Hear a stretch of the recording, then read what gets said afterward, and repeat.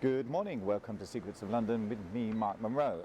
It's December, it's a little bit chilly, but I've come to St James's and I'm going to introduce you to a few unique oddities of this particular part of London. So let's go take a look.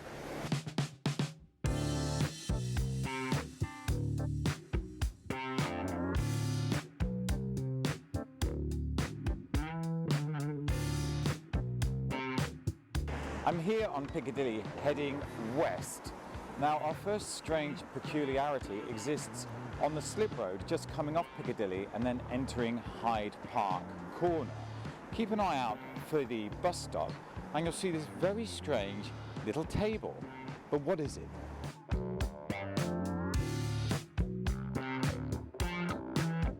Basically, you've just got to head towards the RAF Memorial, which is a wonderful memorial in itself. And then you'll see 3 bus stops in a row, and yeah, as I was told by a close friend, here it is. What a strange piece of street furniture.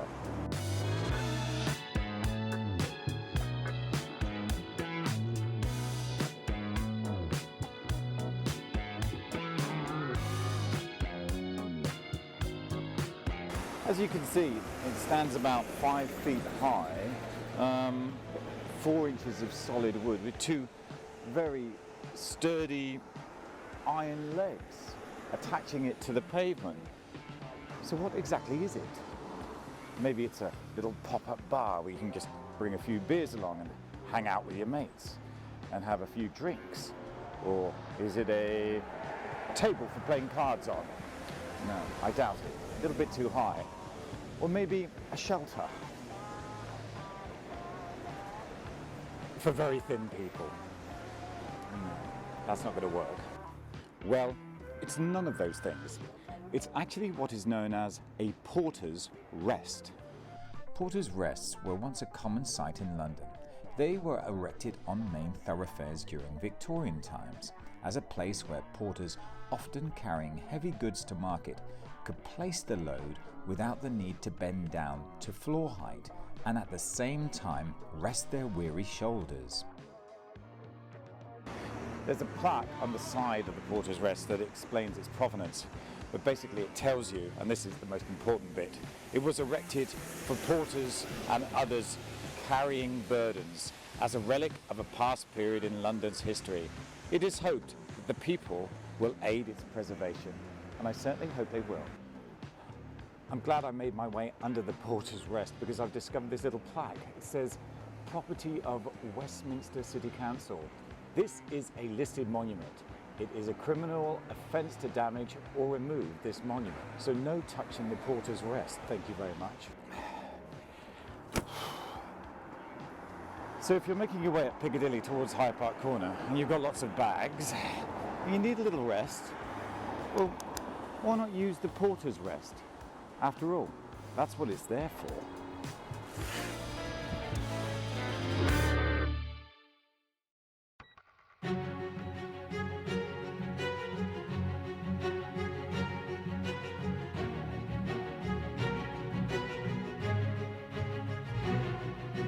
I'm here at Hyde Park Corner. Opposite me is number 1 London, the Duke of Wellington's house. And behind me is the Duke of Wellington sitting on horseback. Now, Arthur Wellesley, the first Duke of Wellington, loved his horses and would regularly jump on the back of his steed and canter down to his favourite club on Waterloo Place.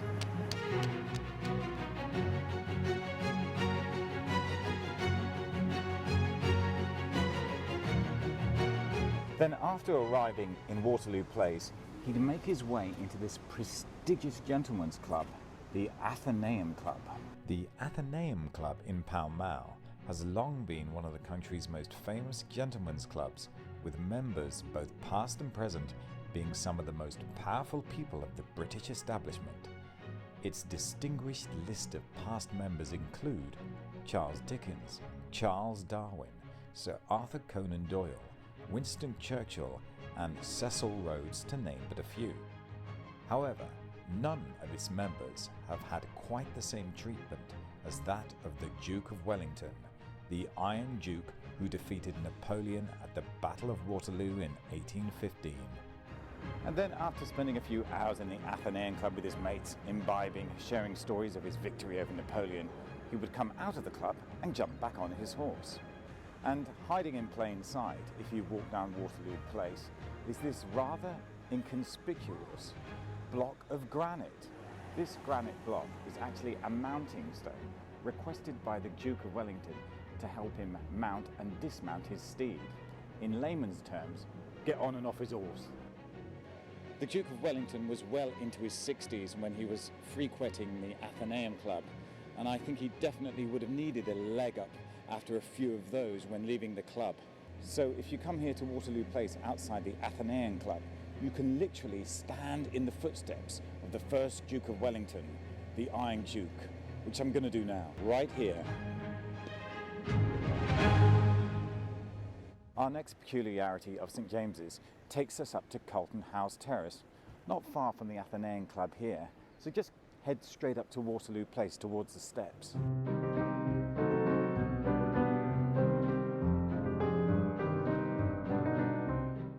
And behind a little wrought iron fence just in front of me, there lies a tombstone to London's only Nazi memorial. And here it is, a tiny little headstone with German inscription on it. It says Gyro, a faithful companion. Well, Gyro wasn't a person. Gyro was a dog and lived at number 9 Carlton House Terrace. Gyro was the pet of the ambassador that resided here, a Mr. Leopold von Hirsch. But what do we know about this man? Leopold von Hirsch, a German diplomat in the early 20th century, arrived in London in 1932 as the ambassador for the Weimar Republic. He took up residence at 9 Carlton Terrace, which was the German embassy at the time. The building is now residential, and the German embassy is now located in Belgravia.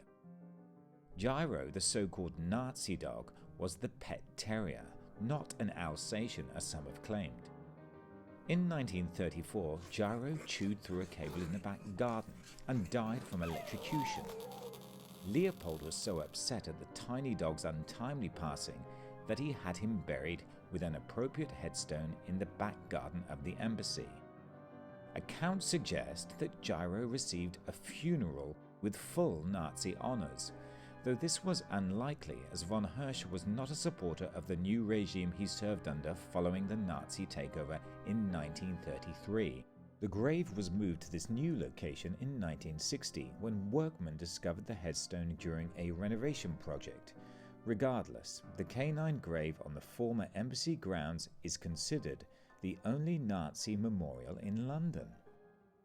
It should be noted that Leopold von Hirsch was in fact a rather popular figure amongst the ruling classes in Britain and worked tirelessly to maintain Anglo-German relations until his death in 1936. According to an obituary by the Times, Hirsch spoke beautiful English, was full of charm, hosted some fabulous parties at the embassy, and most importantly, was extremely well dressed. Hirsch in many respects was shoehorned into Hitler's Third Reich by proxy.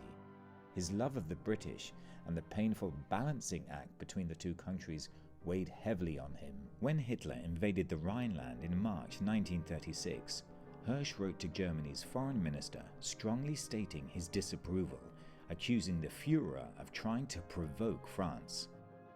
A month later, on the 11th of April 1936, Hirsch died of a heart attack in his bedroom at the German embassy. Due to his popularity with the Brits, he was given a large funeral cortege with his coffin draped in a Nazi flag. Accompanied by Grenadier Guards, Hirsch's body was escorted down the Mall with onlookers giving the Nazi salute, something that is hard to imagine given Britain was at war with Nazi Germany just 5 years later. Hirsch's coffin was escorted all the way to Dover for transfer back to Germany for burial. The reason Leopold von Hirsch was afforded a grand funeral right here on the Mall was because he was respected by British politicians. He worked well with them and created solid Anglo-German relationships.